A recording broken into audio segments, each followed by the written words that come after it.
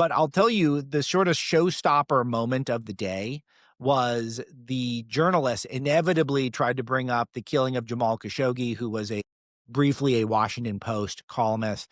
And those of you who've not heard that name in a while, this was one of our obsessions as a culture and as a country for many years, that we spent just, I don't know, I felt like every other news cycle for years on end was Jamal Khashoggi, as if he was the greatest, most virtuous person on the planet.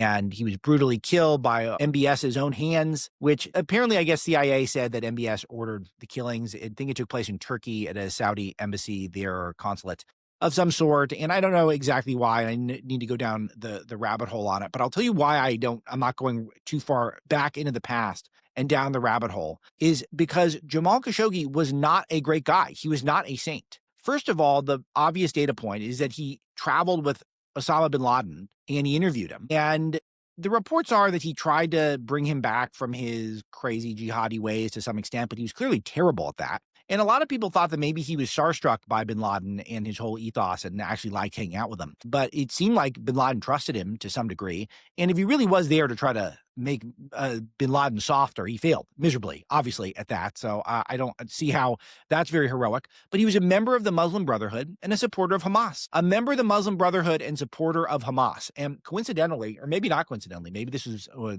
by design, but Governor Abbott in Texas designated the Muslim Brotherhood and CARE, the Council on American Islamic Relations, as terrorist criminal organizations. And he banned land ownership for them in Texas. So this is literally the day Khashoggi was at the White House, who was a Muslim Brotherhood member. And it's just a good reminder of that, is that Trump was asked about it and Trump kind of defended MBS. He said things happen, which is very dismissive, very flippant. And I love it. And I'm not saying that Jamal Khashoggi should have been killed. I have no idea. Probably not. It doesn't sound like it. And maybe it was very brutal. And if it was, that's horrible. But I don't want to spend another second on this. Another second on a Hamas guy, a Muslim Brotherhood guy who may have been aligned with Osama bin Laden and certainly didn't help in that regard at a minimum. And we spent years on this guy. We spent years on him. Why? Because that's what the left manipulates. And they thought they could use this as an issue to try to demonize Trump.